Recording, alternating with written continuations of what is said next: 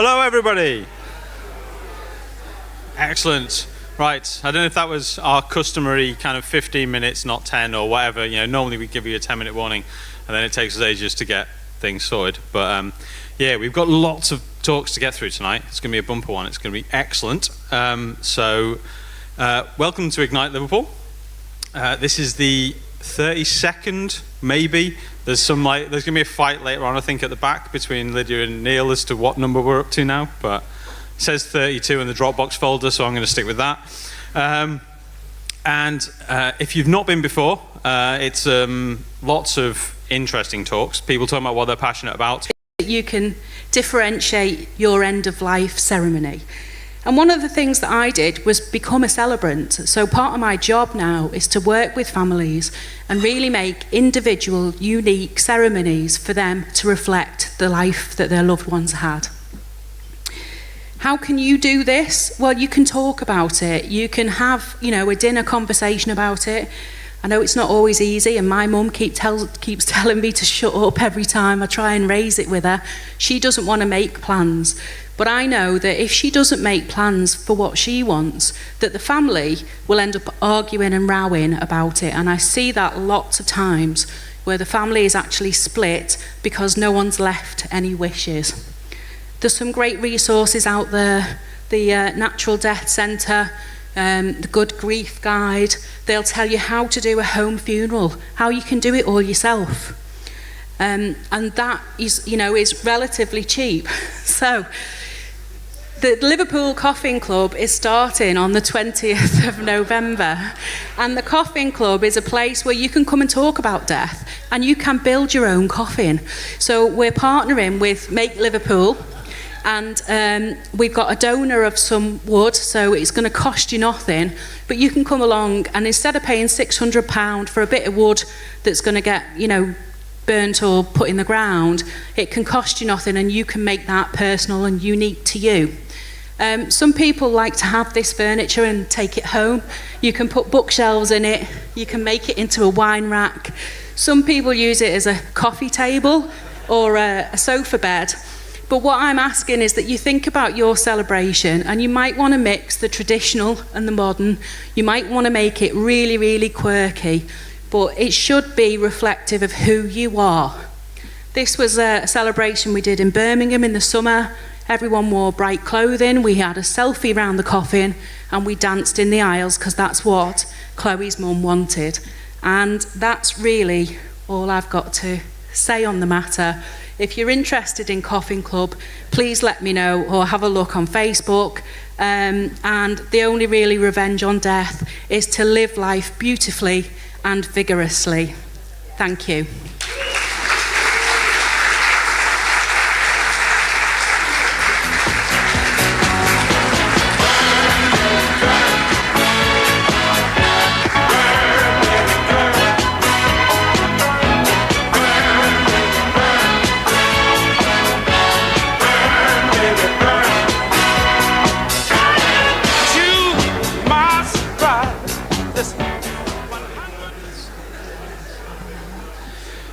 Thank you very much for that, Mandy. And yeah, not quite as downheartening a start to things as it might have sounded from the title of the talk. And so we go from this is a terrible link, by the way, but I'm still going to run it. So from the death of loved ones to the death of petrol cars, maybe? I don't know. We'll be finding out more as Simon Blackmore tells us about EVs and waving bye-bye to petrol.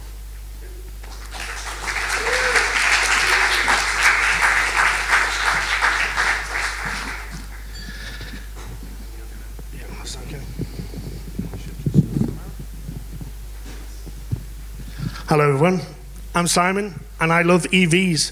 EV stands for electric vehicle. Transport disruption is what we're all going to be seeing in the next 10 years. This is a picture of the beer head. It's slightly fuzzy, but as you go through it'll clear up. 1907, the beer head, the Liver building hadn't been built. 1908 was when it started. 1911 I think it was finished. And you've got here trams, electric trams. They replaced trams with horses. And here we've got 1913, it's only a few years later, 6 years later, we have the first car wandering around Liverpool. And now we've got 12 years later, so it's accelerating. All these are motor vehicles where before they would have been horse-drawn. So this is the transport disruption we saw in Liverpool way back when. But the thing to look at here is Ford. The Model T was created in 1908. It didn't come to the UK until 1911. By 1927, 15 million had been made. And this is the adoption curve that it went through in the USA. 1908 created, 15 million cars later, and that's 25% of the population of America, which are the people who could afford private transport. These are adoption curves for each of these 7 disruptions, sorry. Electricity was disrupted by itself during the up to the Second World War. I'm accelerating here. These four companies were all disrupted out of business. Kodak, Hoover's still around, but very small. Blockbusters was Netflix, and Nokia, every smartphone you've got. So we look at this one here, home phone to mobile phone to smartphone. Now this is a big one because it adopts loads of disruptions. The internet, mail, telephone calls, text messaging, photographs, you name it. This is the iPhone in 2007, 10 years ago. This is its competing Nokia phone.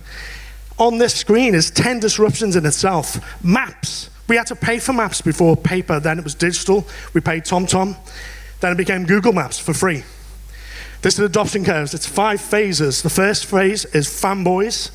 Then you've got friends, family, grandparents, and flat earthers. People who don't believe it's going to happen. We're at 2% now. This says 1.7. That's where it was at the end of September. It's 2% now. After 2%, it's a weird thing that happens. It doubles every 12 months to 18 months. And we get to 100% by 2040, was when the government says we're going to ban ICE cars. ICE cars are internal combustion engines, petrol, diesel. Hands up, who drives a petrol car? Quite a lot. Who can drive but doesn't? Who's learning to drive? 2, 3 people. Well, an ICE car will be worthless soon. Diesel cars have collapsed. £6,000, you get a new car, offer you a new car.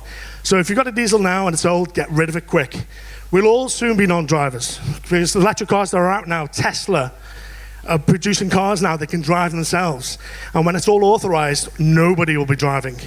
And this is the reason why the price has dropped from $80,000 to $35,000 now to about $20,000 in about 4 years' time. There's another reason why, is because the fuel is cheap. Solar electricity is now cheaper than everything except for transport costs, the grid. It will, in the next few years, get cheaper than the grid. It's called grid parity. It'd be cheaper to make electricity at home than it is to transport it across the network. And we've got wind there. That previous slide showed a small square, which is 1 million square kilometers, and they're going to put 1 million wind turbines on it to create enough energy for the rest of the world, for all the world. How are we going to store it? With batteries. Tesla produces a battery wall called a power wall, and it stores solar during the day and puts it out in the evening when there's no light, and in the morning. This is the transport distribution curve for EVs. This is where we are now here. ICE cars are being banned in the UK, Germany, and France. Tesla are going to have level 5 autonomy. They can drive, you can have a sleep, and the car will drive for you. And then 2022, nobody will be driving. Sorry, this is the Strand, just to show, go back to the first image of the pier head. These are all the things that are going to happen. But suffice to say, we're all walking around blind now, but everybody's talking about electric cars. Over the next few years, this is going to happen. 40,000 deaths a year because of smoke and particulates. 25,000 fatal and serious accidents. They'll all disappear, because accidents will disappear with EVs.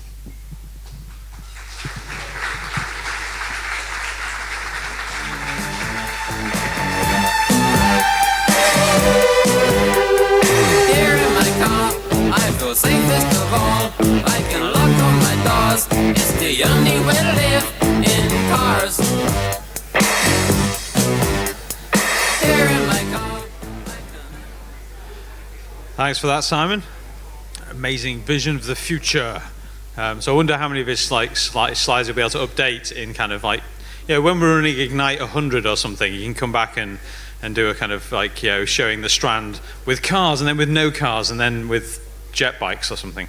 Right, so talking about the speed at which things are adopted and stuff may well take us nicely into the next talk, where Paul Marrow is going to be talking to us about fast. I hope it's the speed thing and not just the not eating thing, because I'm going to look really silly if it's the not eating thing. But anyway, if you're welcome to the stage, Paul Marrow, please.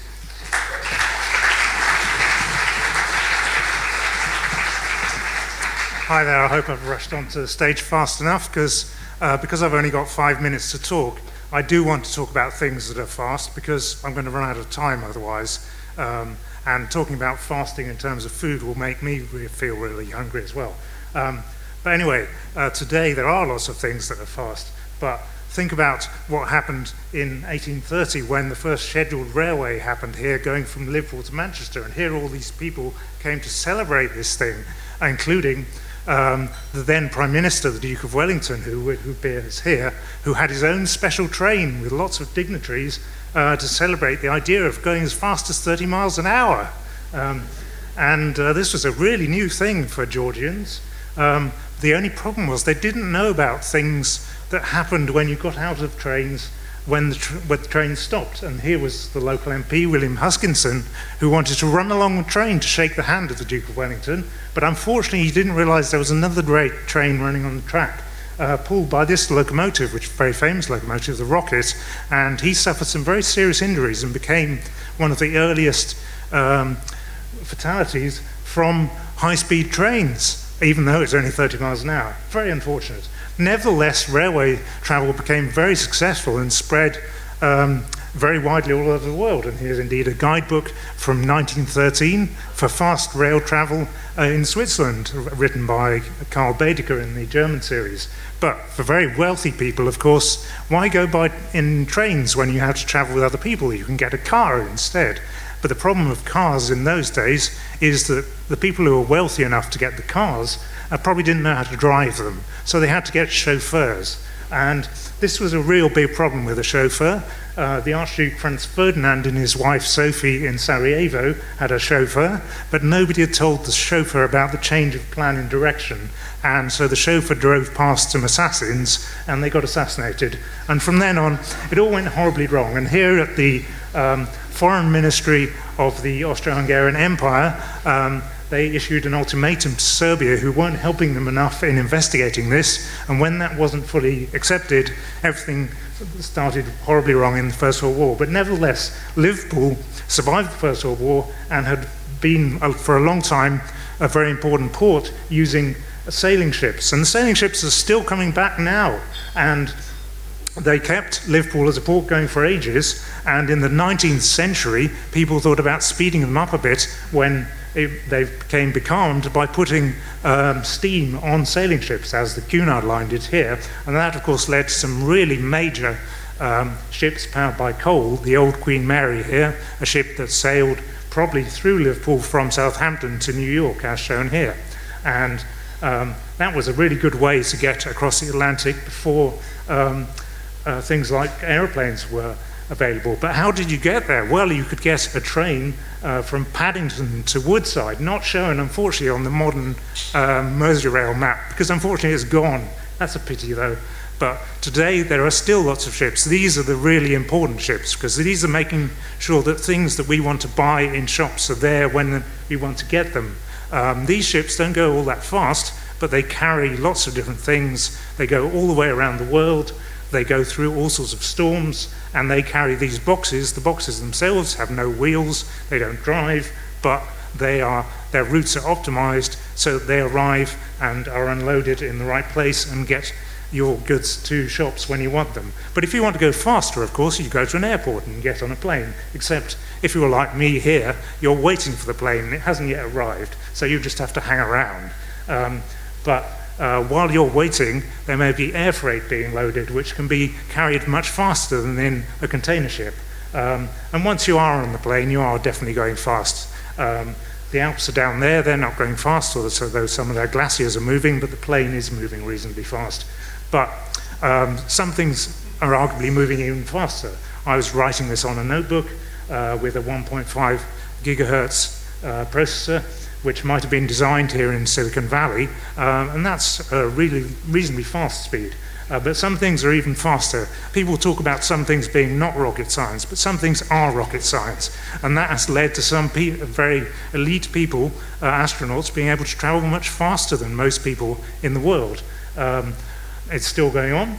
And some things travel even faster. Here is the Liverpool telescope, not in Liverpool, but in the Canary Islands. And things are coming into this at the speed of light, which is pretty much the fastest that things can go, although people can't go that speed yet.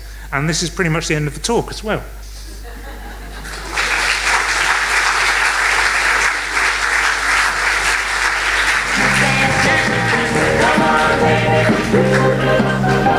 I know you get to like it if you give it a chance now.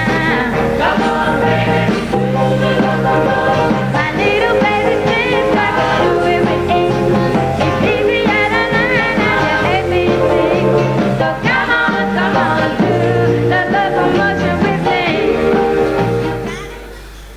Thanks for that, Paul. So, going to try and shoot. So I'm looking at the title for the next talk, and I'm not totally sure what CF stands for. So I'm going to think maybe it's from following on from the previous two talks, and it's like cars that are fast. But I suspect that's wrong, and hopefully Michael McDonnell will be kind of informing us better than I will be able to when he's telling us about how CF has helped him become successful in business.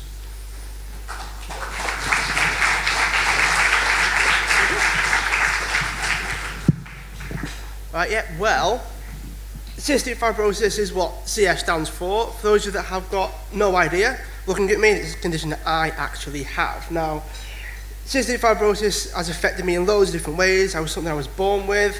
It's affected my lungs and my digestive system, so it encompasses quite a lot of different things. Picture of lungs there. That's purple is also my mum's favourite colour, but it's also the colour that is for people that support cystic fibrosis. It affects me a whole bunch of different ways.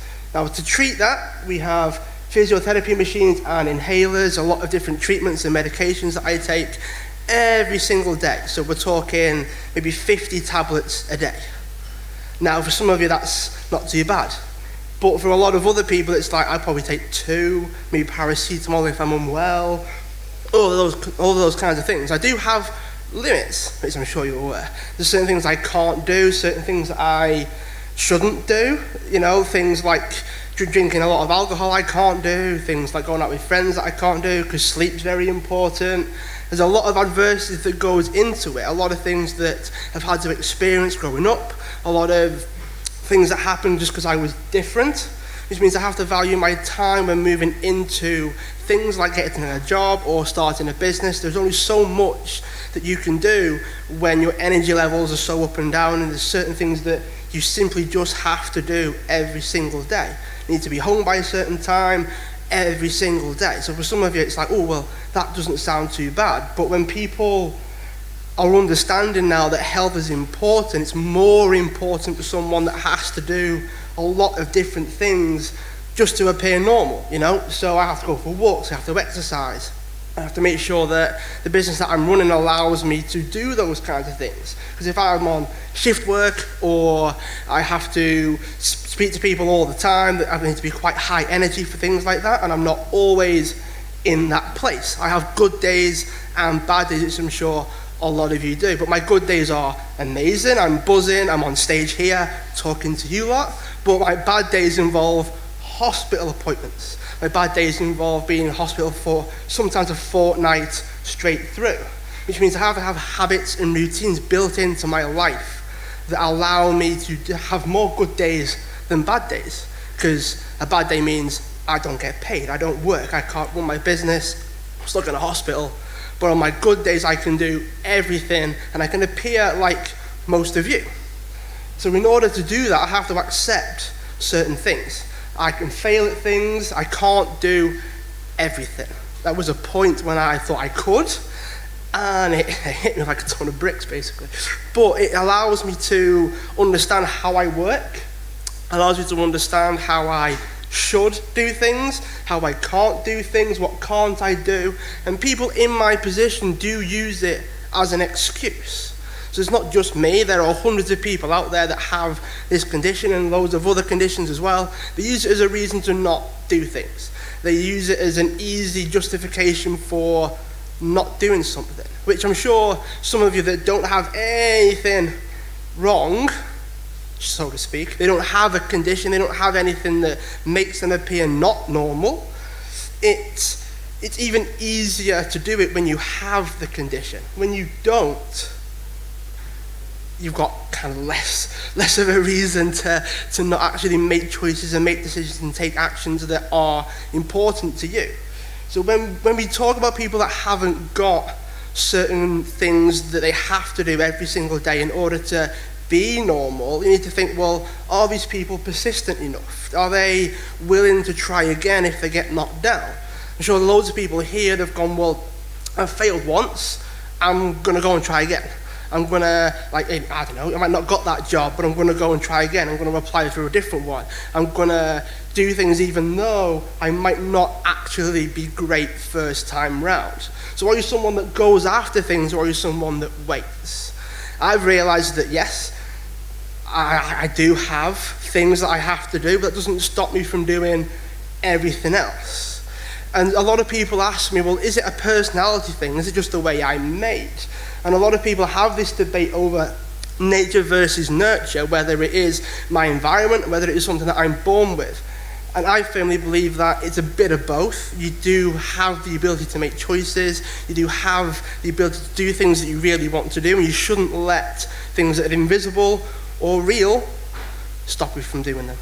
Thanks very much.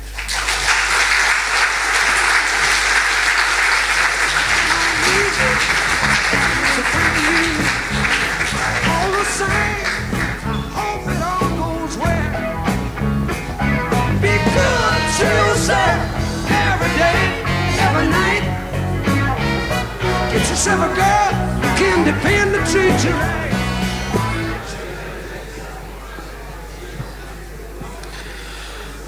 Thanks for that, Michael. Yeah, that was a great talk, and totally not what I thought CF was going to stand for. So there's me kind of well informed now. So now our next speaker is someone who's spoken a couple of times at Ignite in the past. But not as long ago as the Dark Ages, he says, crowbarring a terrible link there into it. But anyway, if you can welcome to the stage Ali Harwood, who's going to be telling us about reflections from the Dark Ages.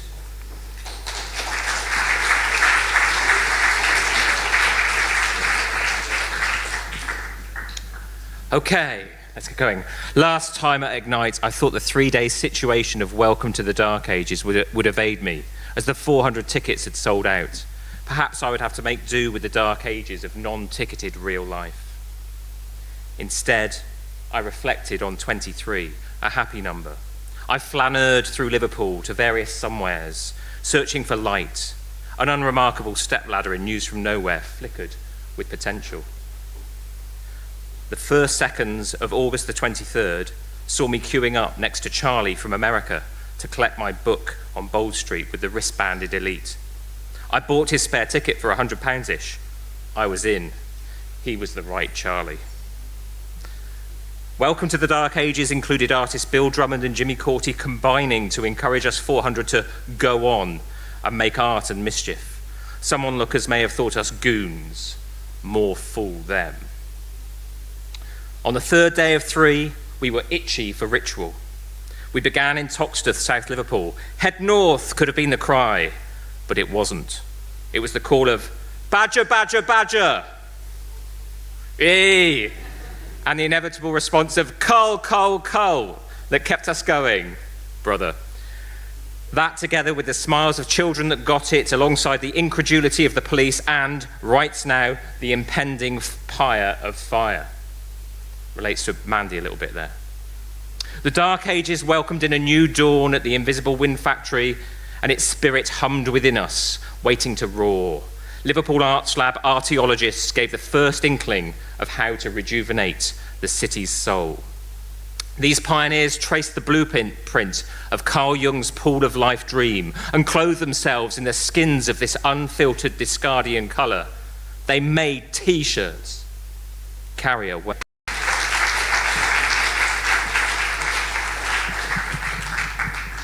Yeah, I'm a bit short. Hi everyone. I generally have bad choice when it comes to what type of newspapers I read. And one day, as I was reading the news, having some breakfast, the following slide popped up, and I was having some sausage, so it was a bit worrying. And obviously, it made me, jump up a bit and a bit more interested to read a bit further and find out what exactly this means.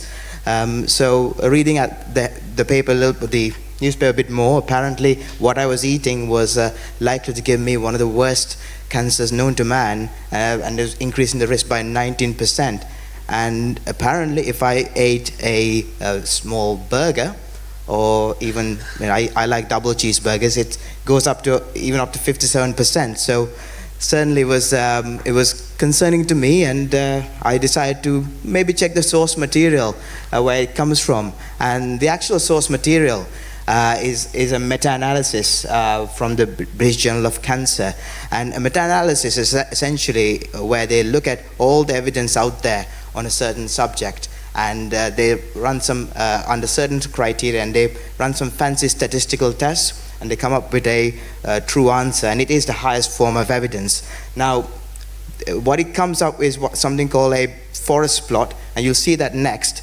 And what it really shows, when it does pop up here, is that the end result of all those studies is there is an increase of 19% increase in relative risk of developing pancreatic cancer in people who have been known to eat that much of processed meat. The first claim is true. There's a slight increase, 19% out of, it's rare but not that rare.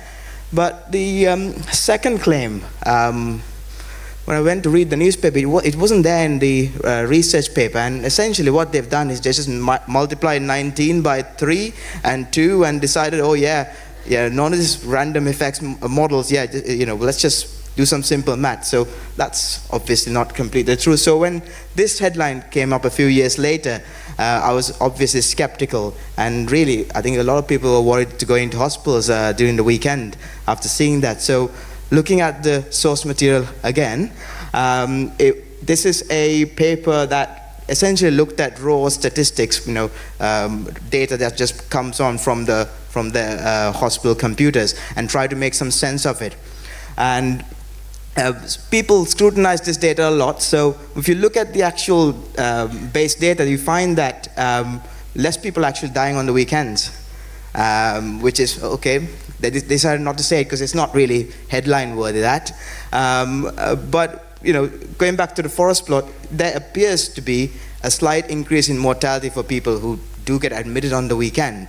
But when you look at it, people who get admitted on the weekend are your unwell, sick, emergency patients who've got multiple problems with them. And the ones who come in the weekdays might be your elective, hernia repair, or maybe even a toenail removal, and they expect to stay overnight, go home the next day. So comparing those two people in the same, to be honest, if they both had the same mortality risk, then that would be concerning.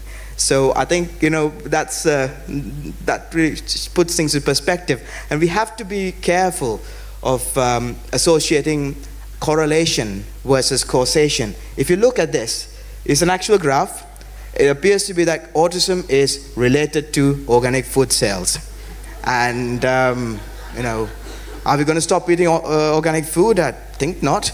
And really, what I'm here to say is that we now live in the post-truth era, where people don't really know what the truth is anymore and what they read. And every day I see Facebook posts and see people sharing random piece of photos that they see in from some inspirational figures, and they decide to just share it without checking, and then just people read it, share it again. And really what we're doing when we just blindly share without checking the facts, so stopping to think, I think we're dumbing down humanity, and we're spreading lies and probably receding the race, really, and of the human race.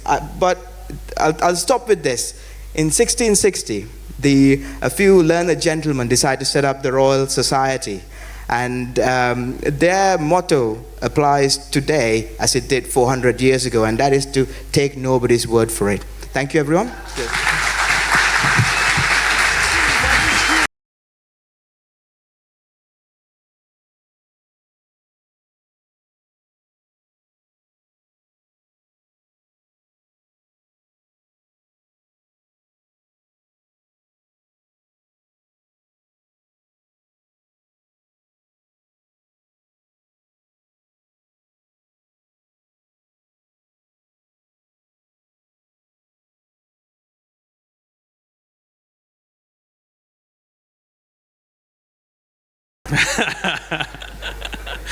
So yes, thanks for that, Namal. I'm looking forward to the Echo story in a couple of weeks about there being a shortage of cinnamon across the city or something. So this brings us to the last speaker for the first half, and it's Rob Trehorn, who's going to be telling us what to do when we don't know what we're doing. So we'll see if he knows what he's doing. Can he get on the stage first? Is that, you know, if you want to the stage, Rob.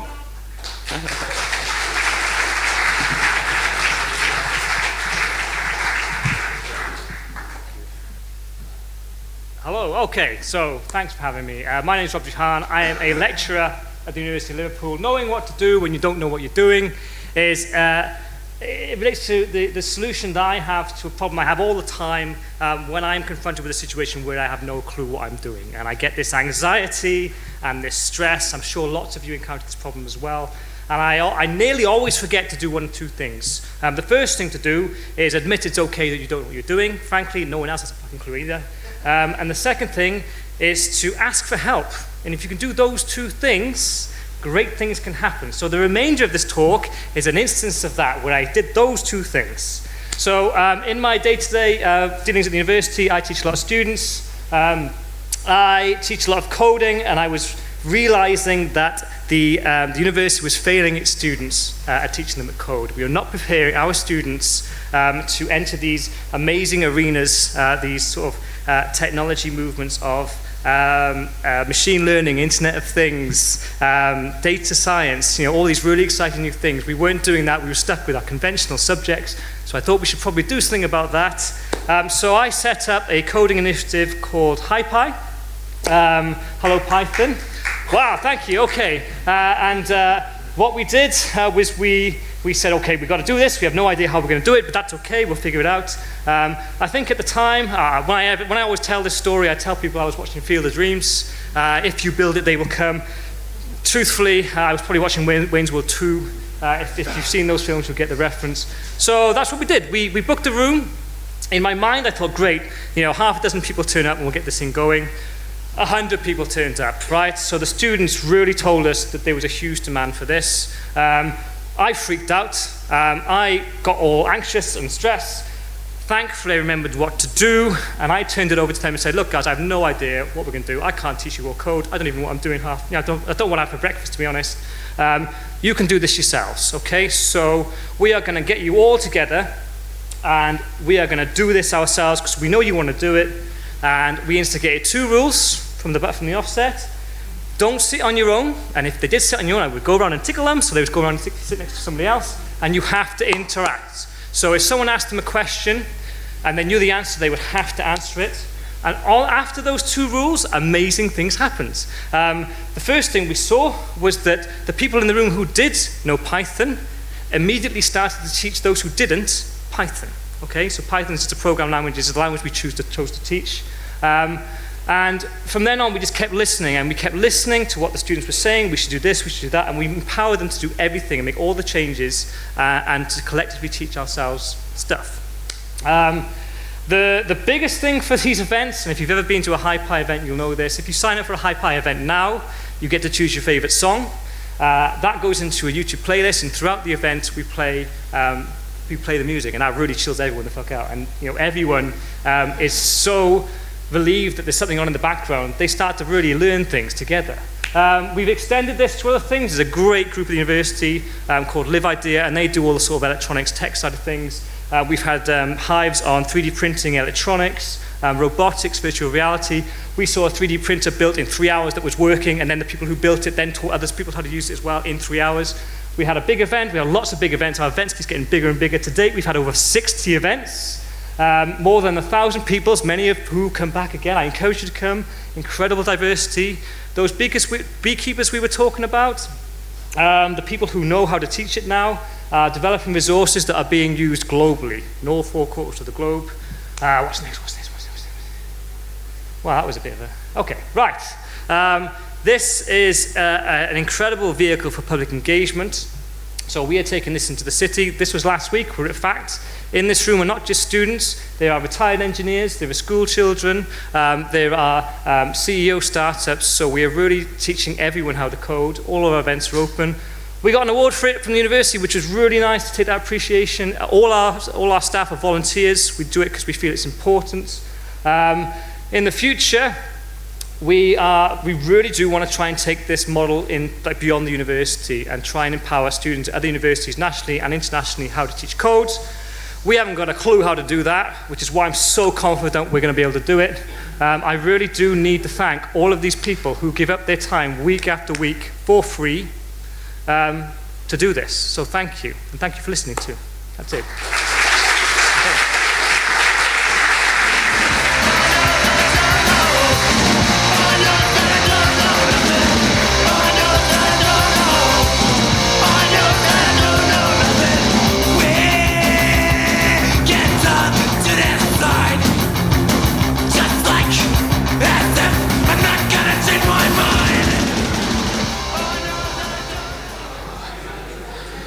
Thanks for that, Rob.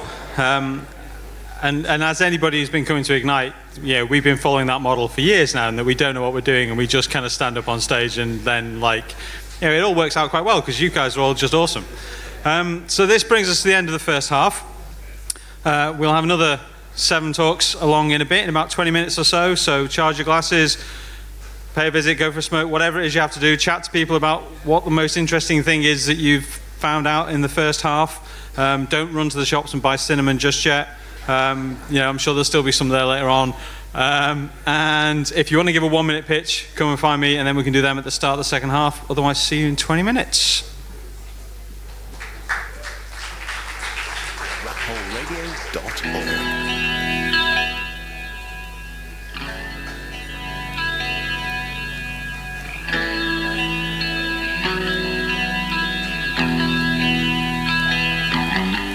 I'll be traveling soon, but before I go,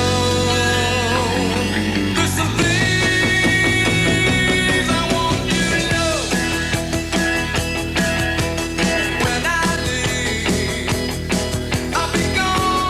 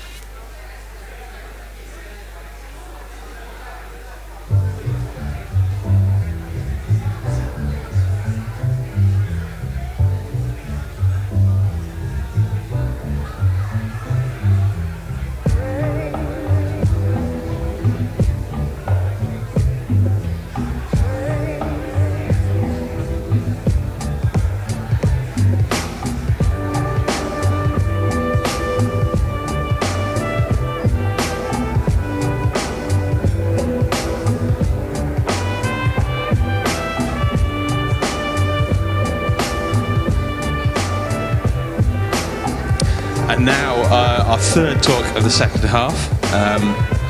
We're going to be listening to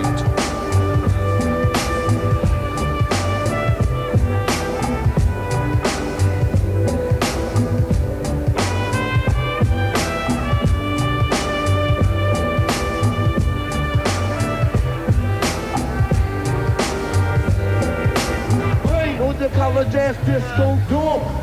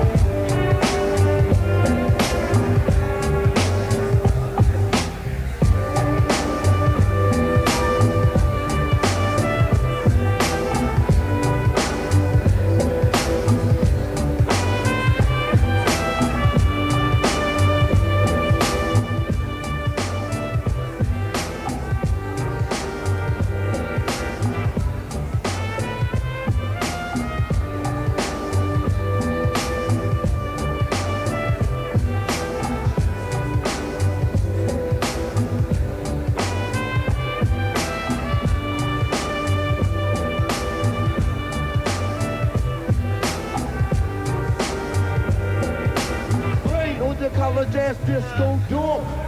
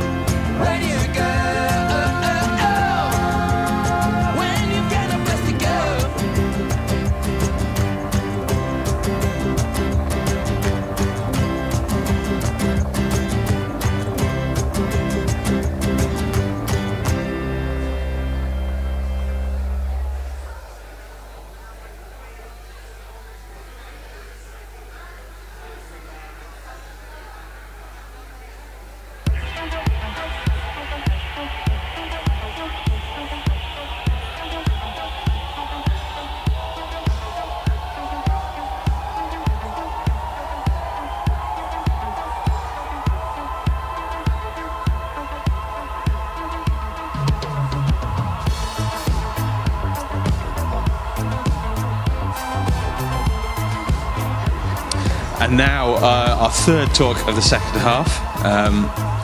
We're going to be listening to Thomas Richardson, who's going to be telling us about marrying your mother, apparently, and the role of sexual imprinting on who we find attractive. If you welcome to the stage, Thomas Richardson, please.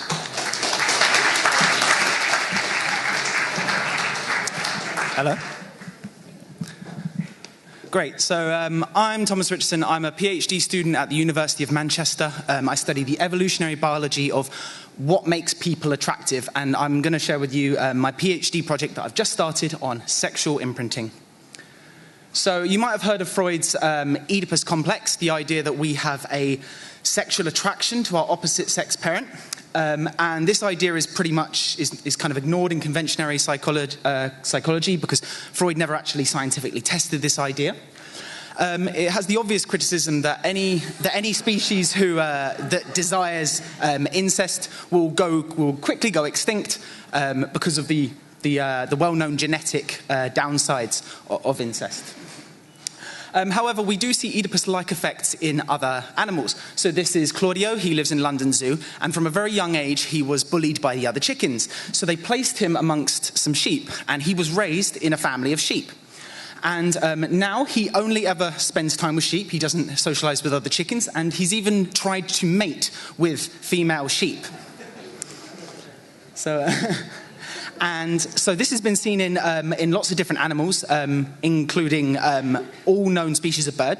So the one on the left, that is a red feather that has been glued to her head. And when she raises sons, those sons will grow up and they will only prefer females who have this red feather glued to their head.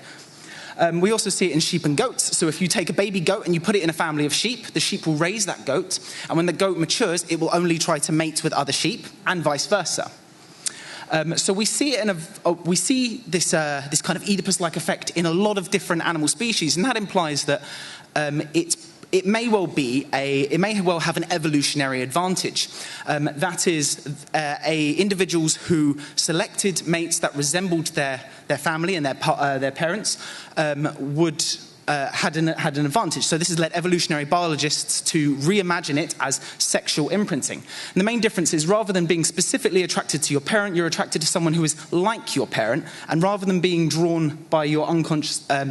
so we see this in humans. So if I were to take any one of you and I would measure all the facial dimensions of your partner and your opposite sex parent, we'd find that they more than likely match up more than we would expect by chance. And people who are mixed race tend to have a preference for the ethnicity of their opposite sex parent compared to their same-sex parent. So if I were born to a black mother and a white father, I would imprint on my black mother and I would prefer black women more than white women. There's even evidence that boys who grow up around a heavily smoking mother are more likely to go on to have a sexual fetish for women who smoke. So there's a lot of evidence in animals and also in humans.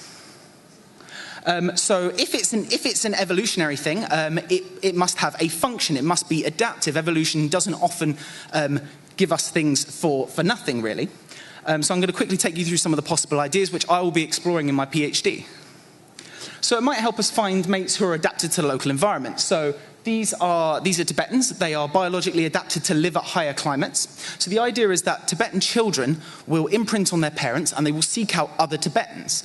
And they will avoid mainland Chinese. And that's good because mainland Chinese are not adapted to their higher climate and would probably make poorer partners. They're more likely to suffer health problems. So it may well allow us to find mates who are adapted to our specific local environment. It might also help us find a good parent for our future kids. So the idea is that if your parent raises you well, then seeking someone who resembles them might steer you towards someone who will also be a good parent. And we see some evidence in humans for this because people are more likely to imprint on their opposite sex parent when they've had a good emotional relationship with them during childhood. When we have a poor emotional relationship with our parent, we are less likely to imprint on them and we do not seek mates that resemble them. It may just be a byproduct of species recognition. We're not born knowing what species we are and what other species look like. So it may well be that we just learn what species is the correct one to mate with by our parents. And you can see it going wrong here. It may also be about sex recognition. So from an evolutionary point of view, you need to learn the kind of the correct sex to mate with, the one that will produce kids. And we're not born knowing what a man or a woman is or the difference. So it may well be that we learn through our parents. So a lot of these different explanations, and I hope to kind of disentangle them and kind of weigh the evidence of them during my PhD over the next 3 years. So I hope to be able to come back here in a couple of years' time and present to you what I found and hopefully give you an update on this. So thank you for listening.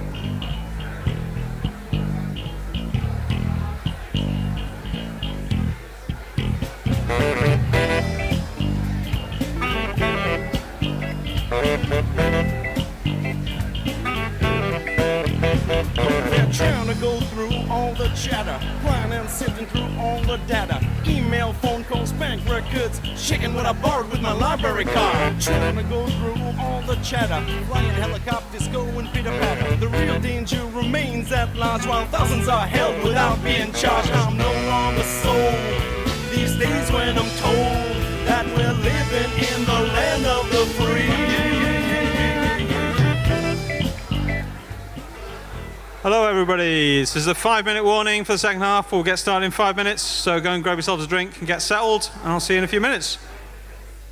Database is gathering the data. What was taboo is now fair game. We gotta show IDs just to get on the train. Trying to go through all the chatter. Midnight helicopters flying pitter-patter. Interrogators wanting to use more force. Fly the prisoners onto foreign shores. I'm no longer sold these days when I'm told that we're living in the home of the brave.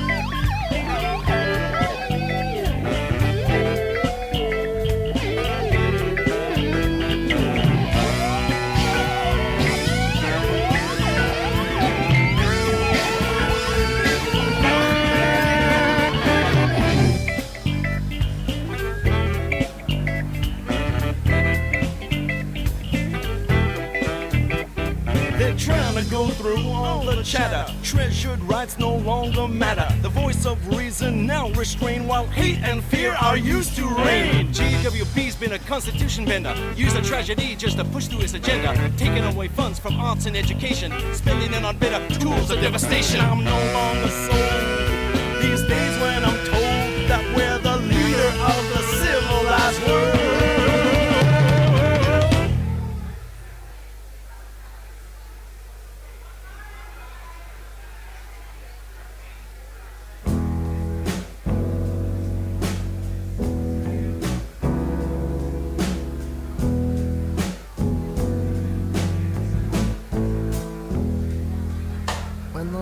Went out, you started a fire, and I lit the candles, and we slept by the wood stove, wrapped in blankets and you held me close, and the world outside was covered in snow. And large icy branches fell to the earth. 'Cause sometimes falling is easier than carrying the weight.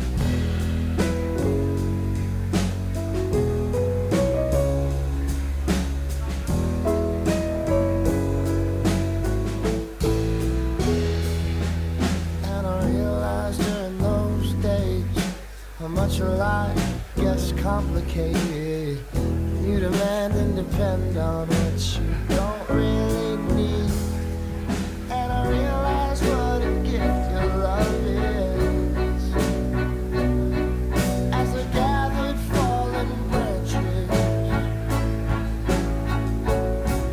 like you do for me, when I fall from a higher place, and the world outside was covered in snow. And large icy branches fell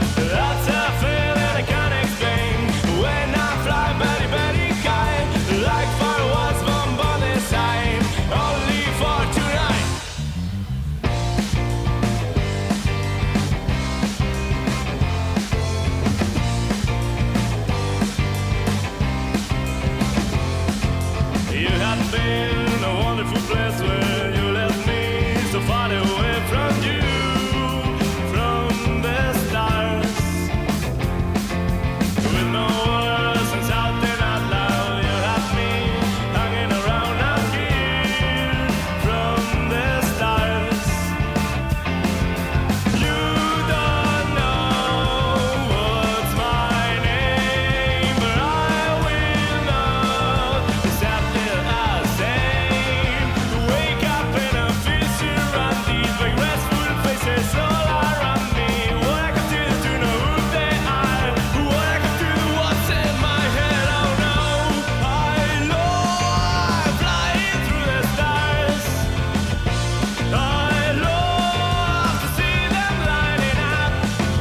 That's a feeling I can't explain. When I fly very, very high, like fireworks, boom, boom, they sign. Only for tonight, tonight, tonight, tonight, tonight, tonight, tonight. You've been listening to Rat Hole Radio. You can download many of the tracks you've heard and find out more information about the artist. Hello, everybody. It's time to get the second half underway, and now we've got a mic up. That's good. So if you're giving a 1-minute pitch, if you can come down to the front. I think there's 3 of you at the moment. If you've not told me and you still want to give a 1-minute pitch, there's still time to line up at the front. And we'll get started with Mike, because he's already here and ready to talk, and he's going to talk about thanks, apparently.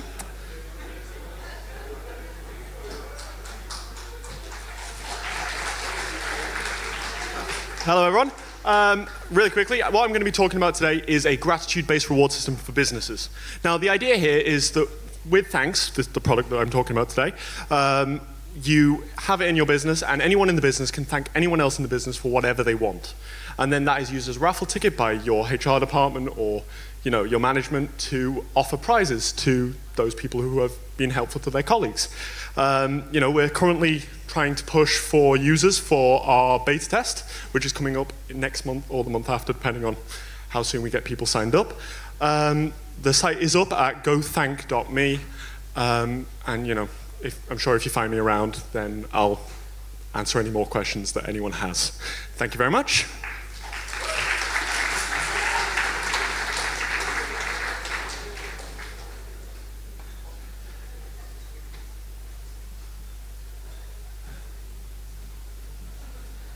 Thanks for that. And actually, one thing, if all of the 1-minute pitch people, if you want to get us to tweet a link out for you, if you either tweet Ignite Live, we can retweet that, or go and see Lydia sat at the back with the laptop and tell her the link, and she can tweet it out, so we can kind of tell everybody else what it is, and they can find it afterwards and all that kind of thing. Right, so next, Alice, because she seems to be more on the ball. Thank you. Every first Tuesday of the month, I run Liveabards in Marboyles, which is next to St Nicholas Church. I have flyers. The next one is tomorrow. Yeah, I'm going to make a patent. This could be the first trumpet, might as well be the last. Thanks for that, Bobby. So we've had quite a few talks tonight about kind of lies and kind of, and not telling lies and things like that. So maybe it'd be useful to find out about trust. And Jackie Lefebvre is going to be telling us about trust and crisis, I think. And what crisis? Well, I'm sure she'll inform us all now. If you want to say, it's Jackie Lefebvre.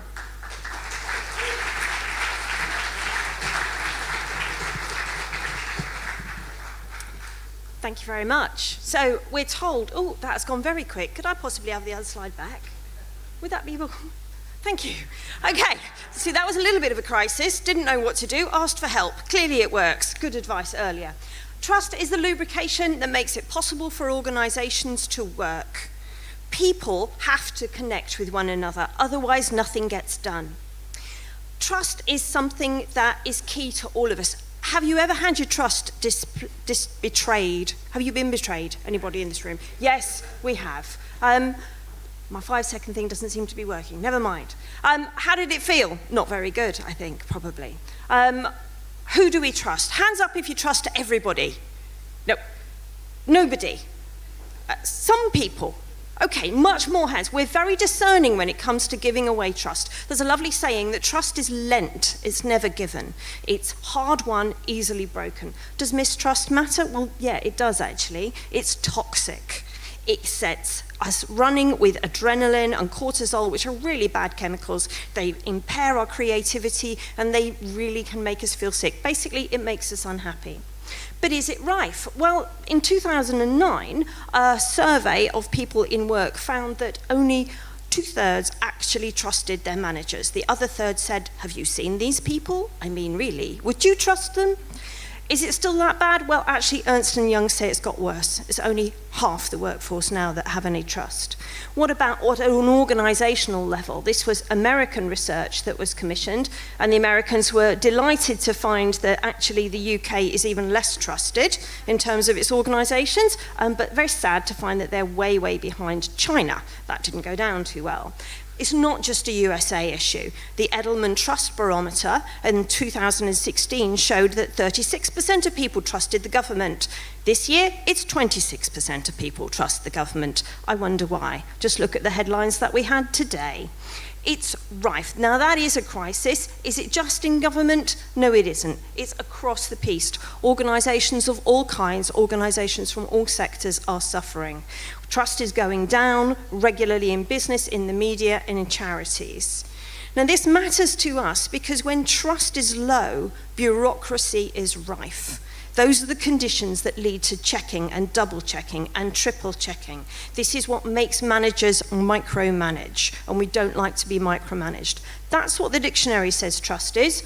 Firm belief in the reliability of something. On a more human level, trusting is about being prepared to make something that is important to you vulnerable to damage by somebody else. There's a chemical basis to this. The chemical of trust is oxytocin. Oxytocin is a chemical that we release that tells us whether or not a stranger is safe to approach. It's an ancient chemical. It's also called the cuddle chemical.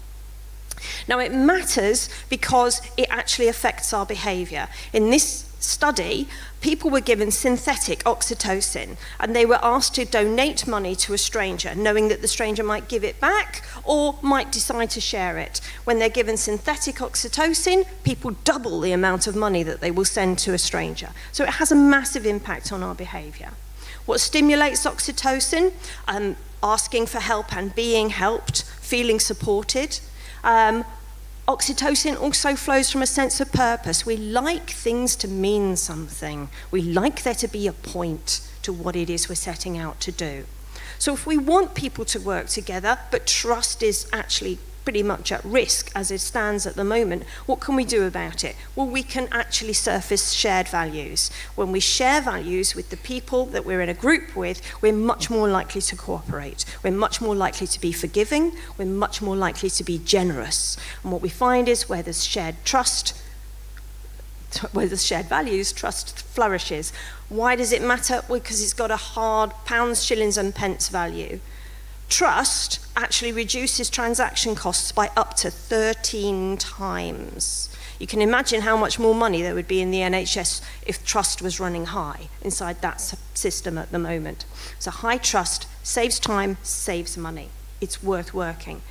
What's interesting is that being trusted generates trustworthiness. So whether or not it's the lady on this owl stand saying to my daughter, I'm going to trust you with my barn owl, you need to do this, and then Hannah followed these instructions absolutely to the letter, or whether it's being given freedom in the work that we do and freedom in the way in which we study and learn. You build trust in groups by allowing them to get on with things, by giving a clear purpose, setting a clear direction, and then saying we'll figure it out as we go along. That's what generates trust. It's worth generating trust because that's where creativity comes from. We feel safe in a trusting environment where we're trusted and we can trust other people. Trust is a perennial theme in music, in literature, in art. So whether your taste runs to faith, trust and pixie dust, whether you're a Disney person or more of a don't trust the girl with the chainsaw kind of a music person, trust has been around for a very long time. What can we do about it? we can be more warm. Researcher Amy Cuddy says there are two qualities by which we judge whether or not we're going to get on with somebody, and that's how warm they are and how competent they are. But in organisations, we tend to get it the wrong way around. We run around trying to show how clever we are and how much we know, and that actually distances people from us. If we were more vulnerable, more open, trust would thrive. So trust is essential to authentic connection and also to creating shared meaning. And those are the things which really then make our hearts sing. That's when we feel like the work is worth doing and these are people worth being with. So values are key to meaning and authenticity. We all have them. It's something we can bring to the party. But it's scary. Daring to trust when your trust has been betrayed is scary. But as other speakers so far have told us this evening, life is for living. We should go do the things that ignite us. It's worth trusting, even if it's just one more time. So let's do that.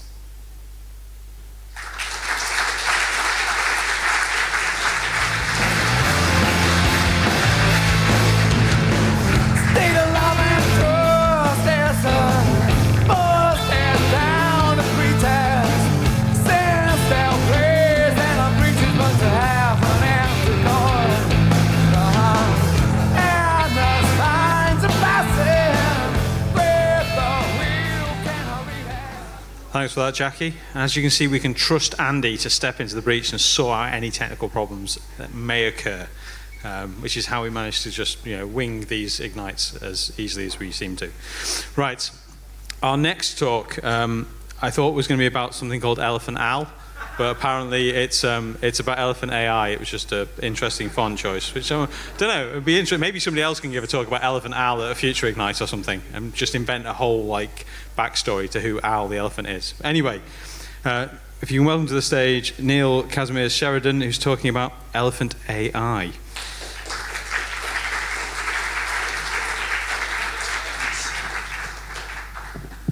Hi everyone. Al could be one of the elephants involved in it, if you want to think of it like that. This was my entry for the Hackaday prize, which is a big prize. It's like $50,000, the first prize. And it's got to be one of the finalists. I don't think it's going to win or anything, but I gave it a try. And the goals of it were to detect elephants and warn local people if they were there. So the problem is that if you coexist with elephants, they will come out the forest at night and they will eat all your crops. So they will, like a herd of elephant could just gorge themselves on the crops and eat everything in the field. And the farmers are obviously upset because they're not going to get any insurance on it, so they lost all their crops. So they get a bit upset and often they will kill the elephants, and we want to stop that happening. So the idea of the system is to warn the local farmers that the elephants have come, because the elephants come at night usually. And another aim of the system is to actually scare the elephants off when it detects them. So it's all done automatically, no humans actually have to come. So the system was comprised of 2 Raspberry Pis, one to take photos of elephants in the day and one to take photos at night. They've got a modem which is going to send actually text messages to the local people when elephants are detected. And you've got the elephant deterrence device, which plays sounds which elephants don't like, which in this case I played sounds of bees, because they're really scared of bees. I suppose in case the bees get up their trunk and they can't do anything about it. So the first thing was to take photos of the elephants, so get the Raspberry Pi with a PIR on it. So when an animal comes close to the camera, we take a photo, and then we want to automatically find out whether this photo has an elephant in it or not. So we used a deep learning approach to extract features from photos of elephants, so we're going to know, does the photo contain an elephant or not? In fact, I went further and not just did it contain an elephant, but did it contain a photo of a herd of elephants or just a lone elephant? So the thinking was a lone elephant might be more dangerous than a herd of elephants. And eventually I wanted to differentiate between baby elephants, male elephants in must, which is when they're really aggressive. You can tell that because they sort of salivate and they have a mark on them. I haven't got that far yet, though. I've just done differentiating between lone elephants and herds of elephants. So, there we go. Found a herd of elephants in this photo at like a 0.8. You can see at the bottom, score for herd elephants, and only 0.1 for lone elephants. So I used TensorFlow for the machine learning, and it's all written in Python. So after we detect the elephants in the photos, it's going to send the SMS to the local people saying the elephants have been detected at such and such station, at such and such elephant detection device. Here I've been testing it because I haven't got any elephants, but I've got cats. So this was just testing to see how TensorFlow performed with the PIR setup and everything, and the Raspberry Pi. It takes a photo of my cat. This one's called Lala. And it didn't get a cat, unfortunately. It got a miniature pincher, which is like a small black dog. So it looks kind of the same. And these did the cats again. You can see we got, the PIR was checking for something, got something detected. I take 5 photos, pass it to TensorFlow, and we didn't get cat again. We got Schipperke and Gronadale, which are like black dogs again. So it's not so good for cats, but it's a lot better with elephants. So here we got, I just used a 3D dongle, which is like 20 quid, and turned it into a serial modem so it can send an SMS. This is the deter device. The detection device, when it detects an elephant, sends a Bluetooth message to the deter device, this is comprised of another Raspberry Pi, and it will go ahead and play scare sounds to try and scare the elephants off, which is playing bees there. So that's basically it. So here, this is how it's powered. It's powered with a solar panel, so you don't need to worry about recharging the batteries or anything. You've got a lead acid battery and a recharge panel. I think each detection device worked out at about 60, 70 pounds, and the deter device was, it was a Pi Zero and an Amp Zero with some speakers, and it was about 60 pounds. So it's really low cost. That's it.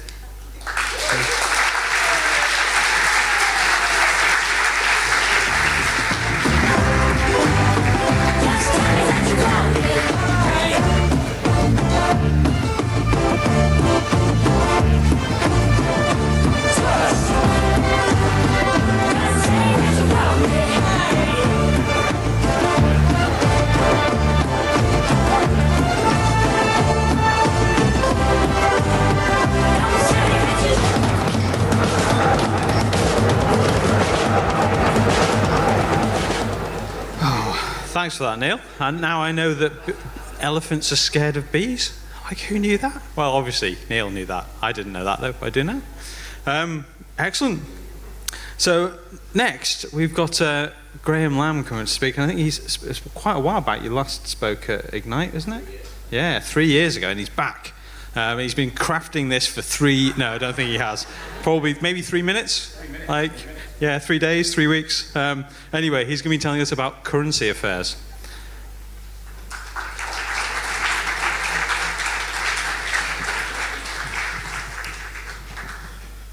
I think the elephants come at night might be the creepiest thing I've ever heard. Yes, so I'm going to talk about currency affairs tonight, about the legal and illegal side of money today. So effectively what you can do with notes and coins. I mean, you can do what you like, but what you can actually do legally and illegally. So true or false, banknotes issued by the Royal Bank of Scotland are legal tender in England and Wales. What do you think? Most people are saying true. Okay, you're going to have to wait about 1 minute and 45 seconds till slide 7, till you find out the answer. Okay, so this is a story where a man in Essex wrote to his local council complaining that the pay and display machines wouldn't take copper coins, and it was against the Coinage Act, and they wrote back to him and said, no, we don't have to put them in. A mother and a daughter weren't allowed on the bus when they tried to pay for their bus fare by copper coins. It was against the company's policy, but perfectly legal for the bus driver to say that they couldn't come on. A man who was in a dispute with his accountant tried to pay an £800 court debt in 1p's and 2p's. The judge fined him an extra 300 quid because what he did was illegal. So then he had to pay £1,182. And on Amazon today, you can buy a new £1 coin-shaped token for £3.05. Just think about that for a moment if you can't quite understand what that's going on there. But sadly, it's not true that a farmer once wrote a cheque on the side of a cow or on the side of a pig. If they tell you that, they're either milking it or they're telling you porkies. Pretty much goes downhill from here. It's false. Royal Bank of Scotland notes are not legal tender in England and Wales, but they're not legal tender in Scotland. Because legal tender does not mean what you think it means. Legal tender and legal currency aren't the same thing. Legal tender is what can be accepted by a court to pay a debt ordered by the court. So if you offer to pay using this particular currency, it cannot be turned down by the court or whoever is accepting the debt. So in England and Wales, all Bank of England banknotes are legal tender, so they must be accepted by a court if they're a genuine note. But banknotes from the Bank of England are not accepted in a Scottish or Northern Ireland court. Legal currency, Scottish and Irish notes, there are 7 banks in Scotland and Northern Ireland who are allowed to issue banknotes. Those are legal currency, so they can be accepted in Scotland and Northern Ireland and in England. They can also be refused. But coins are legal tender in both England and Wales and Scotland and Northern Ireland because you don't have specific Scottish and Northern Ireland coins, although sometimes the patterns on the obverse, which is the back of the coin, say that. So if you're paying a debt to the court, this is how you can do it. Coins below 5p, only up to 20 pence. Pound coins, £2 coins, as many as you like. Technically, the Coinage Act, specifies the materials that they're made out of, not the value. One of the reasons for this is these are really heavy. I am approximately the weight of 4,273 pound coins. I didn't actually measure myself, but I worked this out yesterday. Coins are heavy once you add lots of them together.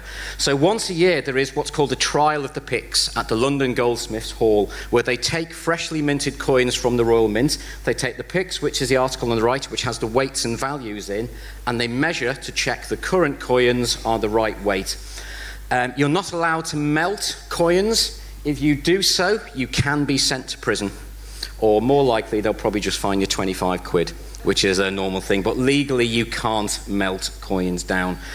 You cannot pass off coins and tokens that you have made as money. This includes a token that somebody donated at the last Ignite, by the way. It's not real money, so if you know who you are, thanks Neil, you can be sent to prison for that sort of stuff. Legally, you cannot write on coins, you cannot deface coins, so technically, if you're writing on a coin with a pen or a pencil, it's illegal, but they tend to be fairly relaxed about it most of the time. If you want to reproduce banknotes, as some people have, Home Bargains used to have like tissues. They must be one-sided. You're not allowed to distort the Queen and turn her into another figure. They must be at least 25% larger or smaller, and it must be on a completely different material. And I certainly don't condone that sort of behaviour. That's shocking. But as Snape and Spock would say, live long and mix potions. Thank you.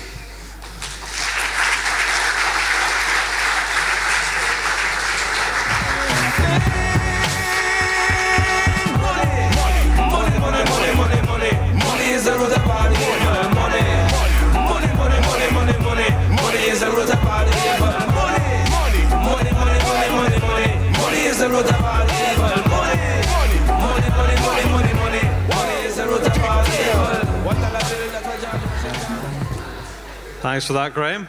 So remember, no distorting the Queen. So our next speaker is another previous speaker at Ignite. And Vincent is going to be telling us this time about manning up. So if you welcome to the stage, Vincent Prale.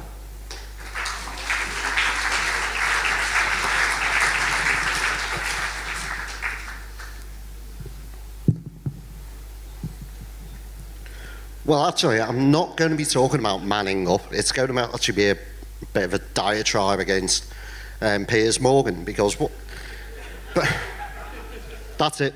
Over. Right. Right, Piers Morgan, he's everyone's favourite pantomime villain come to life. He's very active, obviously as a radio, TV presenter, newspaper editor, that sort of thing. And on social media, a couple of months ago, he sent out the following tweet. Now, there's like several things wrong with this for a start. Now, I don't wish broken ribs on anyone. Right? They are quite painful, they can be hard. But to call people snowflakes and to say that manning up just by having broken ribs and turning up and doing your job, that's like, it's a bit disrespectful. It's just turning up, doing your job. He doesn't have to laugh because basically that's all broken ribs stops you from doing. Now, when he calls people like snowflake, the current trend for snowflake has come about due to like the use of it in Fight Club in 1996. It has been used before, but here we go. Right, now the term man up, we're not entirely sure where this has come from, but this is a clear explanation of like why it's like completely wrong. Because it's turning it around and it's implying that storming on through things and withstanding things is a purely masculine trait, and it completely devalues the way that you can see it. I mean, women all the time, they juggle family, social commitments. Basically, women rule the world.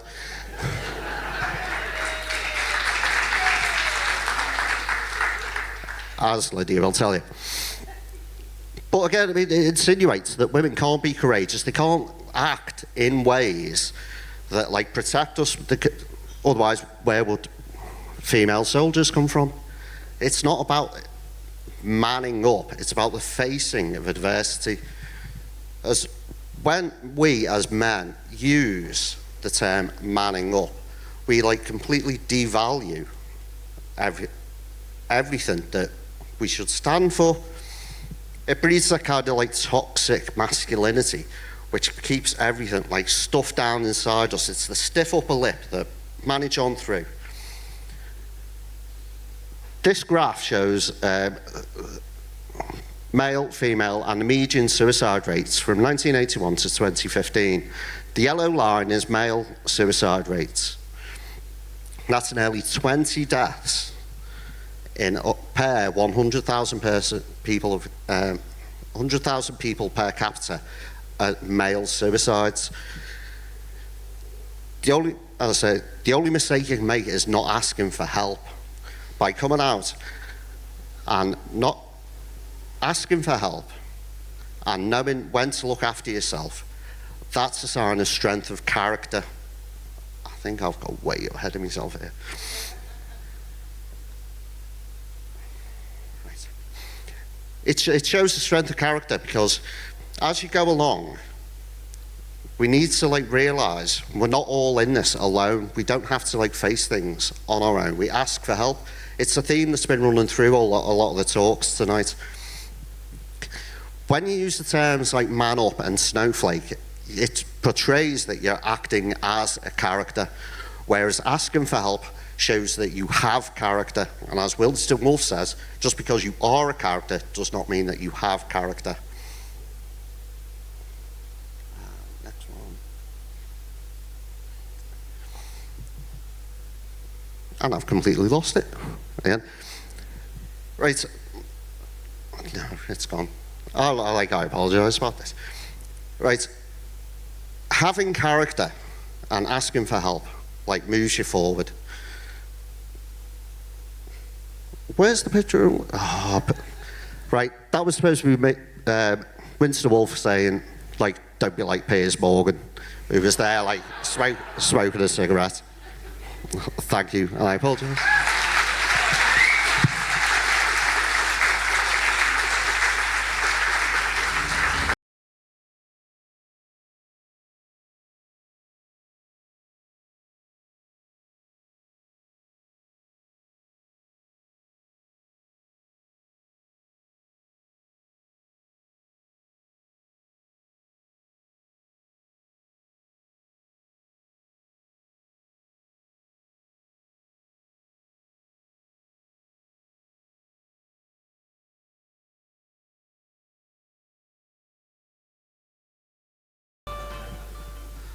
Thanks for that, Vincent. And yeah, like, don't be like Piers Morgan. That's just, maybe we should have said that at the start of the evening, and we could have just skipped all these talks and all just gone to the pub, or stayed in the pub even. Right, this brings us to our last talk of the evening. I'm glad Ali's upset that it's over. Everyone's just like, Adrian, get off quickly. So I'll get off quickly and let Dave Coveney take the stage, because he's going to be telling us about how he became a political campaigner and got into trouble with the law. I hope he wasn't distorting the Queen's face. You're welcome to the stage, Dave Coveney.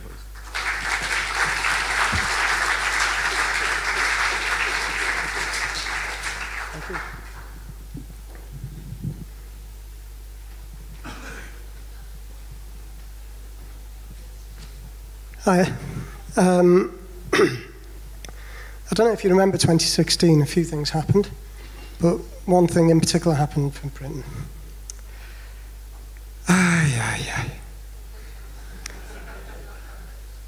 So that's what happened. Thanks.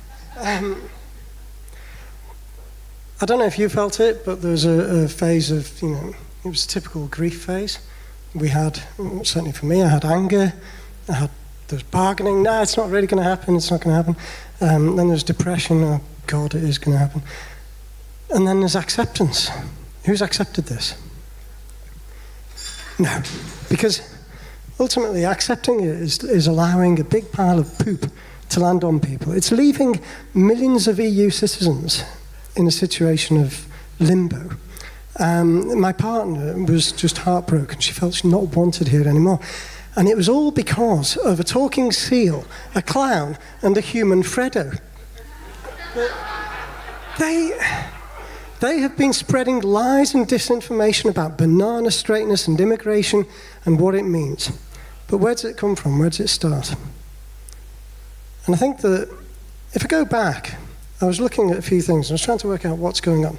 Now, this is the results of our local constituency. The average constituency hasn't changed hands since the 60s. They do not change. Councils do not change either. They're just constantly the same. The vast majority of councils do not change hands. Now, do you know what happens when people expect to win? Why try harder? If you're always going to do it, if you're always going to be in power, if you're always going to be the people in control, you don't try. It's natural. The humans. And that leads to this sort of vacuum of leadership and easy lies, like £350 million a week. We should have got suspicious when a leading Conservative said he was going to put more money in the NHS. So we smelled a rat. But the problem was, we've got a guy here who's won for 32 years. He's done very well. He's a very senior politician. But he wasn't going to stand up. He was going to give EU 7 out of 10. And, and then this happened. And I'll leave you to just read it for a few seconds.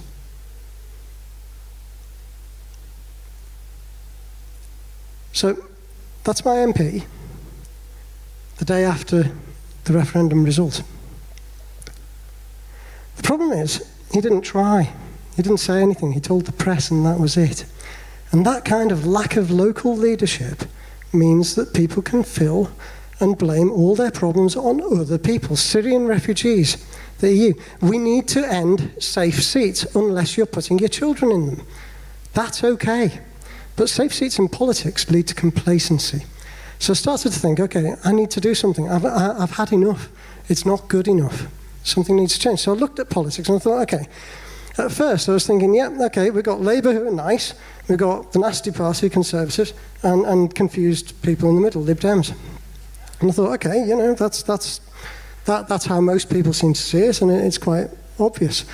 But actually, after a while, I realised that, and to be honest, you should probably colour in bastards there, but I didn't have time to do the chart. There are bastards on the fringes of every party. They're not nice people. They join because they're going to get power. So I decided I'll get involved. And because there's not many Lib Dems, it doesn't take long before an idiot like me puts their hands up, says, I'll help, and you end up running a campaign for this guy. Did it make a difference? Well, we got 900 votes. So, yeah. But actually, we ran a campaign based on education, Brexit, and a few things. Eventually, Labour started to wake up. We got policy announcements, we got actual activity on social media, apart from just blocking me. Downside is, if you used FaceApp and you picture your MP, who's quite conservative really and Catholic, as a woman, they call the police and they get you for defamation. So thankfully the police let it go, they were quite busy. But the key is, we made a difference, we made them work. They put out way more literature than they've ever done it before.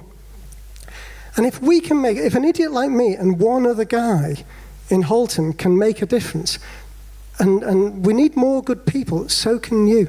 All you have to do is stand up and say, you know what, I'd like to give a hand. Do a bit of civic duty.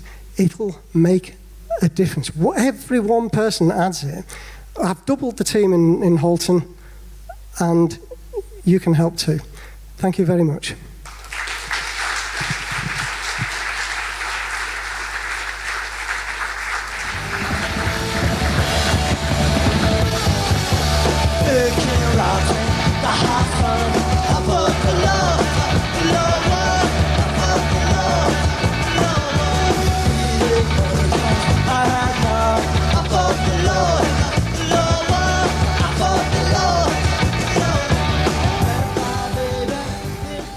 Thanks for that, Dave. I think, yeah, all the political parties surely will say more people should get involved and do stuff. It'd be, yeah, it's going to make the world better, isn't it? And that is the end of this 30-second Ignite. So I think that first off, we should thank all of the speakers we've heard tonight. They've been all awesome.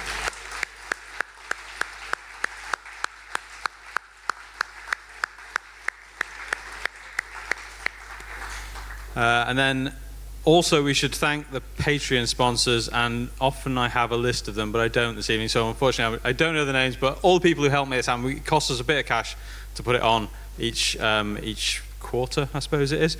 And so yeah, donations at the door and the kind of like people chipping in through Patreon and stuff just cover all of the kind of running costs and things of it, which is great. It means that you can all kind of come together and listen to these amazing speakers. So thanks to all of you who've contributed.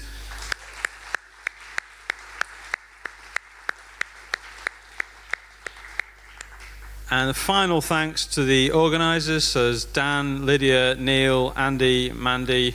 I think that's all of us. So thanks to all of them.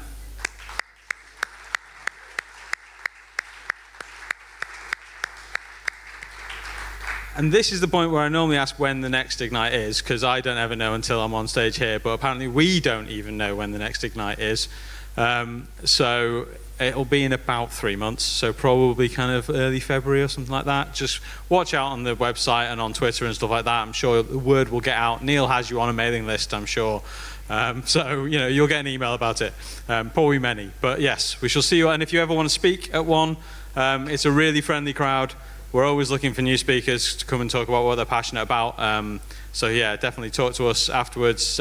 Go to the website and submit the I'd like to talk form. But yeah, always looking for people to talk about what they're passionate about, because that's what makes the event the event. Excellent. So I think the bar's still open. There's probably still have another drink, a bit more of a chat to digest what you've been talking about, listening to this evening, and we'll see you soon. Thank you.